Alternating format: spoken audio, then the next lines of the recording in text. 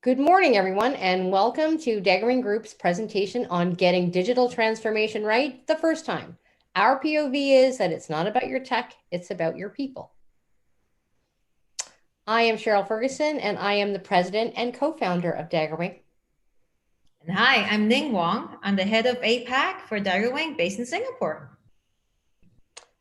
So we are really grateful for the time you're going to spend with us this morning. Here's our promise to you of what's going to happen in the next 20 minutes. Number one, you are going to learn all about the greatest failure factors for digital transformation from a people perspective. Number two is you're going to learn how to read the minds of your people. What are they really thinking, and how you can use that knowledge to influence what people think, feel, and do when it comes to digital transformation. And last, you're going to learn how to get your people leaders to embrace, drive, and accelerate the digital transformation that you're probably on the hook for. So why does that matter?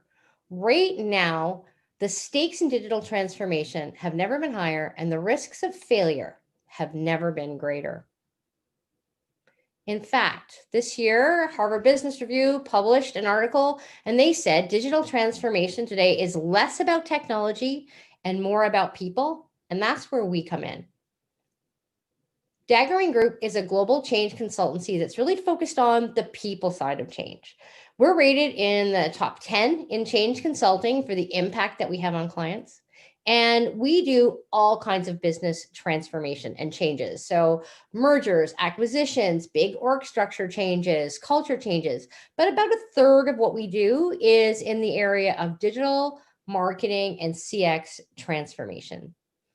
And we are extremely proud of our roster of clients and the leaders that we get to work with, and how we have helped them to do change right the first time by focusing on the people side of change.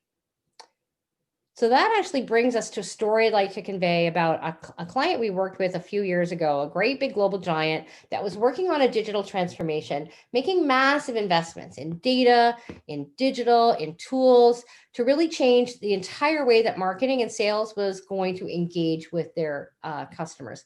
And after all the money was spent, several months later, there was tremendous frustration by the leaders because there was no business impact. They weren't seeing a return on all the time and effort in getting those digital tools and technologies in place. So that's where we were brought in. And what we really saw was that it was definitely a people-centered problem. So on one side was the leaders.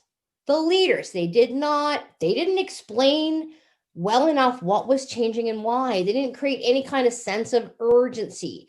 They didn't address the concerns of their own people. Aside from sort of one-off training, they didn't really help people build the skills they needed. And they didn't necessarily think through all the ways that structure and process needs to change to enable using these digital tools and technologies. So on the flip side, what did employees do? Well, they did not see any reason to change. They didn't really understand what was expected of them. They certainly didn't feel that they could do anything that might be seen as risky and be publicly, taking a risk in front of their colleagues or bosses. They didn't feel that managers were listening to them. And they didn't really even know, even if they were ready to take it on, if I come to work tomorrow, what am I supposed to do differently? They didn't know.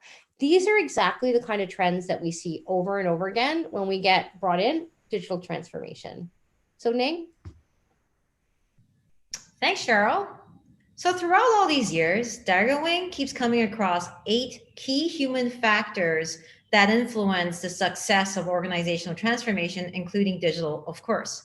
So if you're the one leading the change and you're handling every aspect of the organization against a tight timeline, chances are you haven't had the chance to think about all these different human factors, such as, have you articulated a compelling and meaningful vision for your people? Have common biases been surfaced to be addressed meaningfully? Have you unveiled how people actually feel about having to build new skills? So what we realized is that the starting point for most change drivers is these assumptions about how the people would respond to a big digital drive and announcement.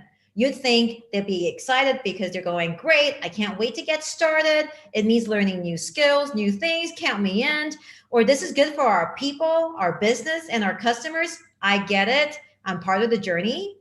Well, the truth is that you might see people smiling and nodding and going along with the change, but they're likely thinking these thoughts really.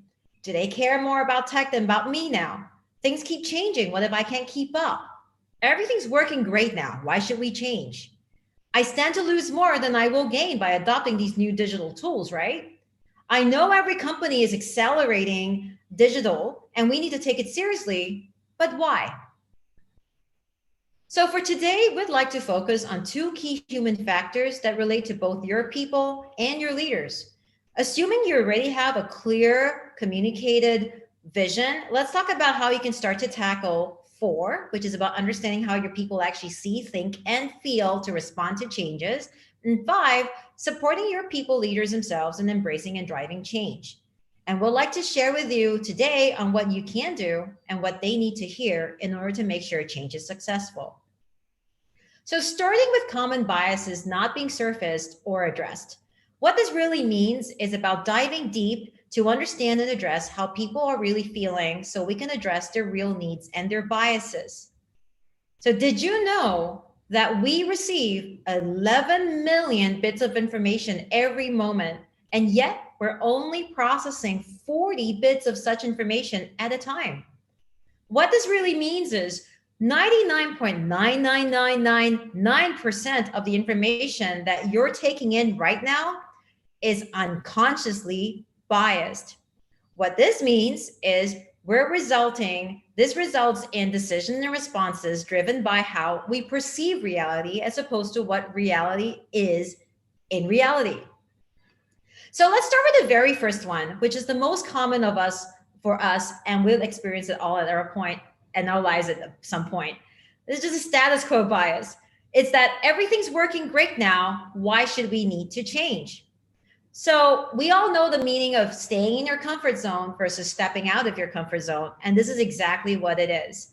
It's natural for us to stick to what we know, even when we're presented with something that could be better on the other side.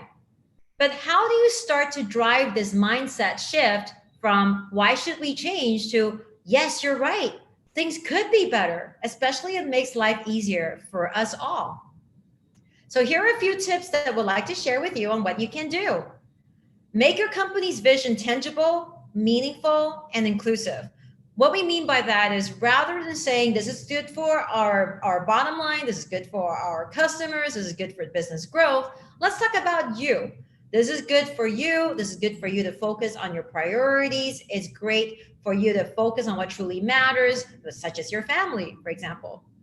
So next point then would be emphasizing pain points in the current systems and showing people how they can be eased if you step outside of the comfort zone and start to explore the new things. And in order to make that step easy, we need to start thinking about what's intuitive to your people when they're taking that first step as well. And of course, when they've taken that first step and you need to start moving them down the program, you need to state a clear deadline for when the visible impact could be expected. So what they'll need to hear from you is, in how many months you'll see the digital helping us spot problems faster. Let me show you how these new tools can save you time and effort so that you can focus on what matters, your customers, your personal priorities, even your family.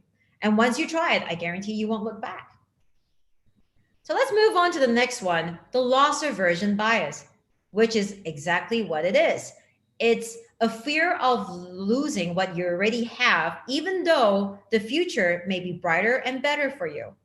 So it's the tendency to prefer avoiding things. It's like having something in your hand and not knowing what's out there. It's allowing people to come to terms with what they may be losing isn't that substantial. So imagine if you can change that mindset to shift it once again from losing more than I will gain to, hey, you're right, I'm not actually losing anything substantial, and the end results seem great. So once again, a few tips on what you can do. By making the gain clear and compelling to clarify what's in it for your people It will allow them to hold on to something tangible in the future where the grass is greener on the other side. By clarifying with your people what they see as being a loss, you're also helping them to come to terms that it may not be this substantial. Also, the idea of getting them together with other people to promote sharing of ideas and opinions that get them thinking forward rather than having them stuck in the present is also a good way to go. So what they'll hear from you is, if you feel the current ways of working might be compromised, let me know how and why exactly. And let's put a team together to make sure we address those gaps for you and your colleagues as well. Now let's move on to our last bias for today, which is the availability bias. Some people would call it the fear of missing out bias, also commonly known in Singapore as KIASU. It's the idea of where you see someone lining up for something and it's a long queue and you can't help but get in line because you know that something's great at the end of it. You're not so sure what it could be, but if everyone's in that line, you have a fear of missing out. So you get into that line and the next question is, why are you getting in that line for yourself? It's the same thing for digital transformation. We know that companies are accelerating digital. We need to take it seriously, but why? So how do you shift it over to, you're right, we need to get on board because this digital change makes complete sense given where we want to go. So what that means for you is, if you can make your company's vision tangible, meaningful and visible for people so they know why digital change needs to happen, then it will make sure that it's specific in terms of your people's goals, the benefits for them. So it helps to clarify how your goals are, what your goals are, and how it achieves it. And it emphasizes how it benefits your people and the key stakeholders in your group. So what they need to hear from you is, this transformation plan was specially developed for us, our people, our processes, and our priorities now and into the future. It's one of our pillars of growth. It'll take us to number one. It will make us faster, and this is how. So then over to Cheryl to continue as to why leaders do not drive the change then. Exactly. So that example that I gave at the beginning, where there's a failure, and a lot of that failure was a failure of leadership. So, what everyone wants to do is to ensure that leaders are the reason you succeed, not something putting you at risk for failing. So think about digital transformation is ultimately you may want hundreds or even thousands of employees to do things differently, use new tools, use data in new ways of working, new standardization. And of course you think that it's your people leaders, that they are going to actually be that frontline driving force for change, right? In fact, leaders may not be as prepared as they think. So there was a study that came out this year from MIT Sloan on, they interviewed more than 4,000 leaders in 120 countries about a leadership playbook for the digital age. And some of the findings that were presented here are a little bit shocking in terms of readiness. So just 12% of the people that were spoken to feel that the leaders in their companies have the right mindset. Only 40% felt that there was like a pipeline of future leaders coming along, and less than 10% felt that leaders had the right skills to thrive.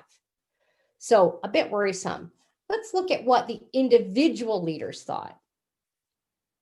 So a little bit more promising. 7 out of 10 leaders agreed that they do feel prepared to lead in a digital economy. But leading a business in a digital economy is not the same as leading a digital transformation that gets you there. So in fact, less than 60% of leaders believe they had the skills to command respect among the people that report to them and their peers. Less than 60% are confident in their own ability to be role models in using these new tools and technologies. And less than 60% are ready to advocate for the kind of changes that have to happen across other functions. So those are really essential to digital transformation. It really boils down to everything Ning talked about earlier about your people. People leaders are people too. They also have fears and biases. Think about it. A lot of people got ahead because they sort of graduated in a safe passageway through a series of conventional roles. And risk of failure really wasn't a part of how they got ahead. And all of a sudden, here comes digital transformation. All these new skills, things they don't know, can be exceptionally frightening. And they're going to be so preoccupied with what it means for them and their own fears of failure that they're not going to be on your side leading that change. So we need to get people from a very worried in their own head state as leaders to a very confident, can't wait to lead my people state. So, at the beginning, people might be thinking, they're asking me questions, I don't know what to do. And they're really feeling at this point, it's very natural for your people leaders to say, it's all about me. And they really are not seeing the business benefit or what they have to do as leaders. You need to get them to, I can't wait to share this with my people. I can't wait for everyone to go on a journey and I'm going to be the leader. So how does that happen? Here's a few tips. So first of all, it's really helpful to engage your people leaders and let them come up with their own personal motivation, their own why. Why is this good for them and their career? They need a personal motivation as well as, of course, being motivated by what's good for your customers and your business. Second, don't wait till you're about to launch digital transformation before bringing these people leaders in. Bring them in now. Give them a chance to get more familiar with the terms and the technology and everything happening, as well as really start to accept what your expectations are for them. And third, of course, fear of failure is going to be paramount, almost paralyzing. So you need to give them a sense that it's okay to try and test, and that doesn't mean that you're failing, and let them work amongst themselves as peers and support each other. So what they need to hear is they need to hear, where do they fit into the big picture, right? So our digital transformation plan was developed for us. It's our priorities, our processes, and our people, and that includes you. We want to make sure you have what you need to lead your people on an exciting journey. Let's start by understanding what this journey means for you and how we can support you. So it really is, the more you get them to the point where, aha, I get what this means for me, then they can turn into the leaders that you need them to be. Because really, doing digital transformation right the first time really does involve migrating people. As you've been listening to us, you've heard that people are going to be angry and confused and frustrated, and you need to shift them from these red and yellow zones over to green so that they're accepting, they're proud, they're excited. That's exactly the kind of mindset that's going to fuel your successful digital transformation the first time. So today we only covered 2 key human factors, common biases, and helping people lead. But there's 6 other key human factors of digital transformation on which we'd love to share our learnings with you. My other 2 favorites, for example, would be around encouraging and enabling people to develop new skills and behaviors, and organizational systems and other initiatives having to be aligned with change. But we'll leave that for another day. Meanwhile, to learn more about human factors and other types of transformation work that Daggerwing does, do reach out to me anytime. Thank you for your time today, and we look forward to answering any questions you might have in our Q&A session.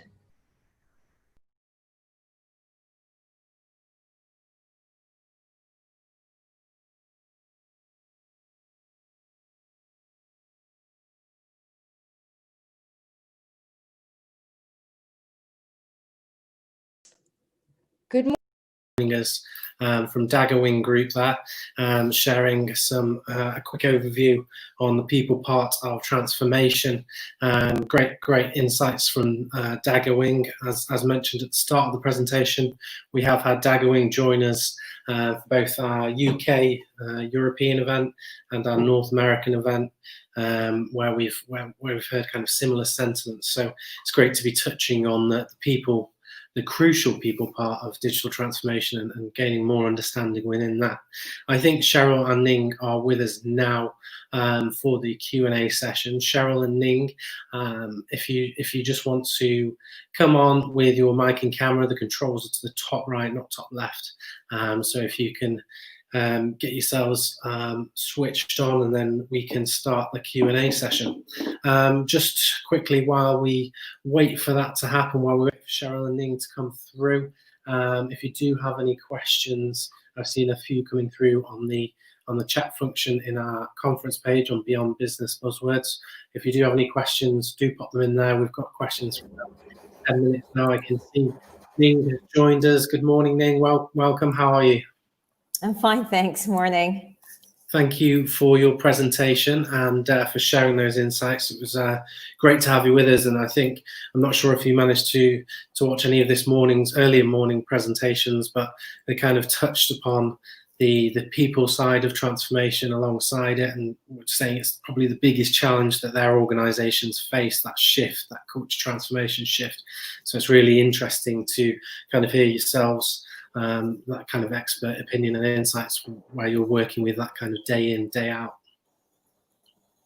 Yep, absolutely.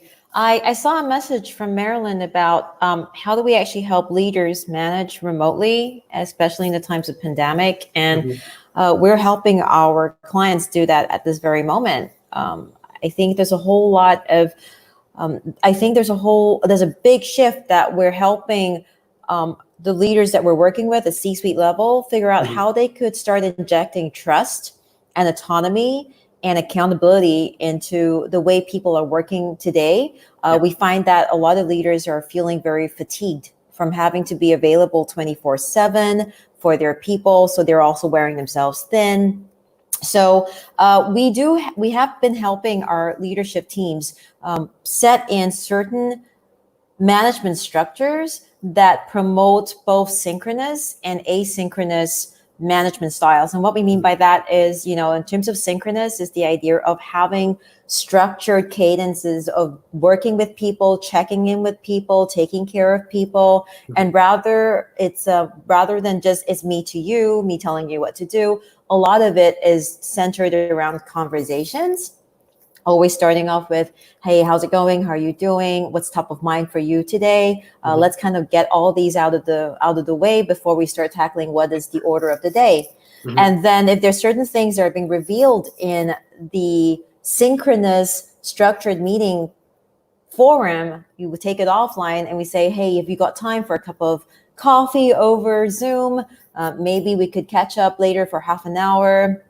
Grab your morning coffee, I'll grab my morning coffee, and let's have a conversation about how things are going. We're also getting leaders to adopt more democratized platforms, such as getting them to leverage Teams, for example, where they're always able to check with other people how they're going, getting them to shift away from meeting rooms to go into more of live chats and just hello, just to see how you are, rather than set up a half-an-hour meeting. We also say, let's just talk for 5 minutes. Let's just chat for 5 minutes to see how things are, in the sense of more casual. So it's a bit more personal.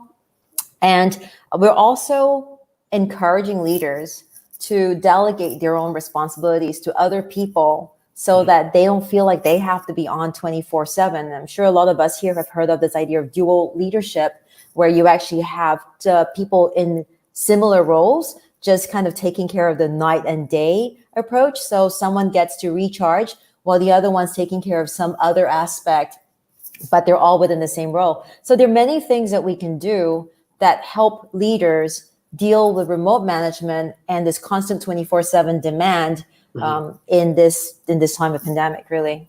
Nice. That's a really good answer. Thank you, Ning. And welcome, Cheryl. I can see you're with us now. How are you? How are you this morning? Really great.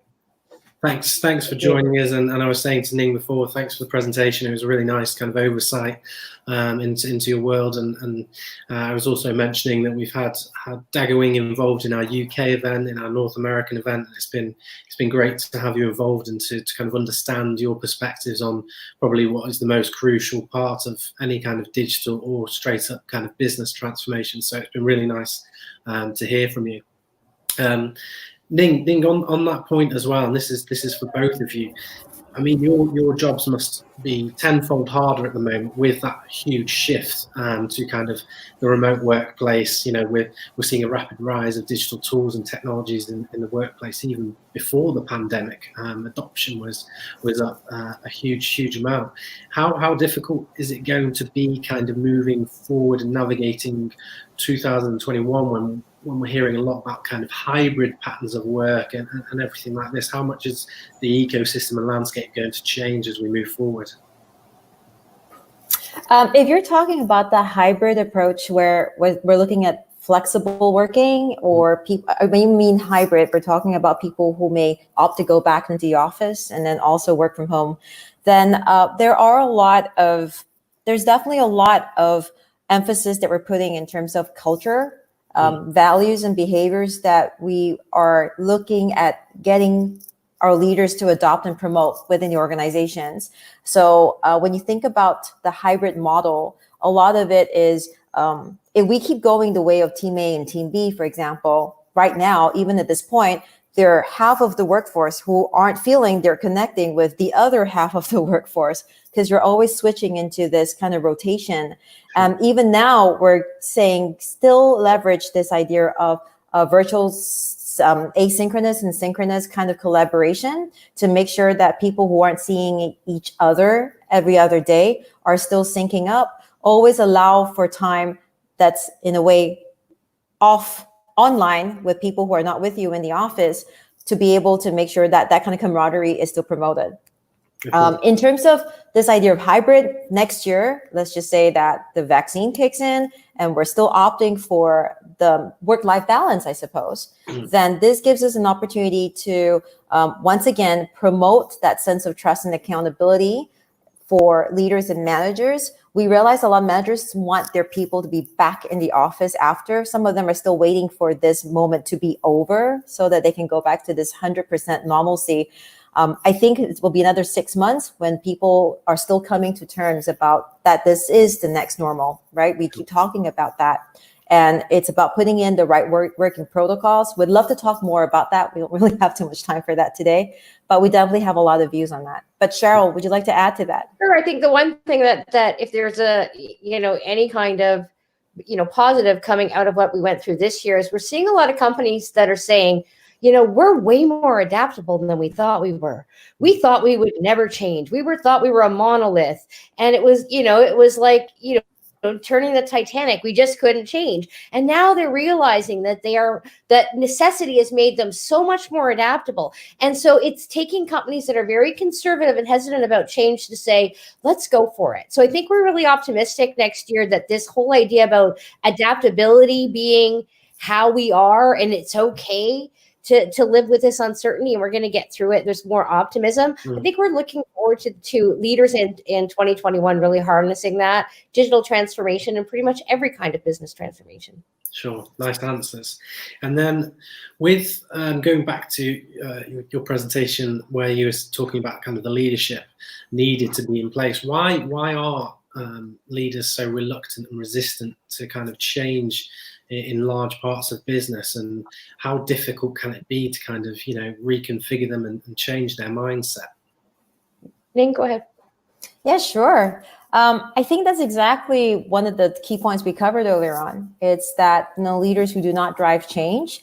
And we recognize that most of the time, a lot of them are under pressure to always come across as we know everything.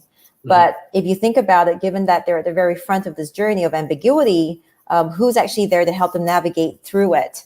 Yeah. So I think a lot of the reasons why people are afraid to take the next step is, are leaders themselves permitted to fail? Are they permitted to fail and learn? We keep talking about learning culture and fail and learn, but are we actually allowing the people who are meant to be promoting them, these values, doing it themselves? So I think a lot of it comes with, for example, recently we just did this whole leadership team building session, one of our clients here in Singapore, and they're actually in the aerospace industry. And we had a very frank conversation with all the leaders about the vulnerability they're feeling. And we were talking about, as Cheryl was saying, adaptability, authenticity, resilience. And a lot of them felt that they've been going through this journey on their own, where they come together to try and solve problems, but they don't come together to give each other peer support when it comes to vulnerability. So it's going and tackling these biases that we're feeling ourselves and recognizing leaders are people too, which is, I guess, the first step, and hence our message about leaders being people too. Nice. And Cheryl, did you have anything to add on that? No, I really think that treating leaders like people and really enabling them.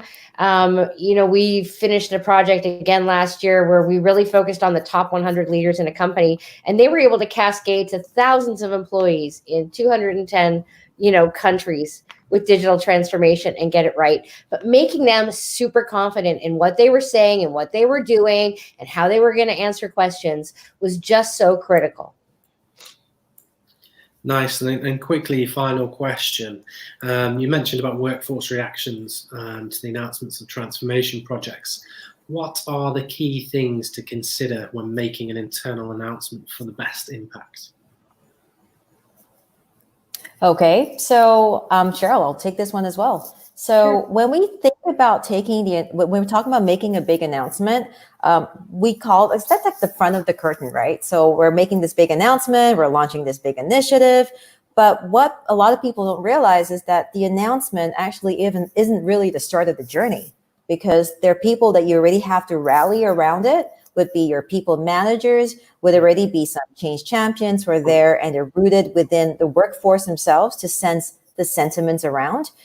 There's also this idea that announcements are just announcements if they're not meaningful to the people listening to them. So how do you make sure that your announcement has a clear message of where you need to go, that very clear, compelling vision?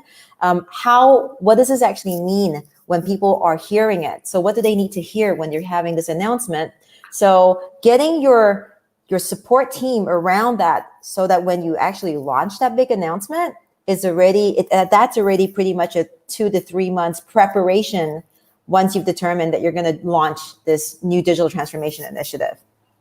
Nice. When you think about the biases that we talked about today, we know those biases are going to be there. We know you're going to stare at the Zoom screen and the smiling faces have those "what about me" thought bubbles happening. So that should be the clue on make sure your messaging and all the prep you do with leaders is preempting status quo bias, loss aversion bias, all the different types of biases. It's there. Get ready with the messages. Get the leaders ready to look for it and tackle it and counter it.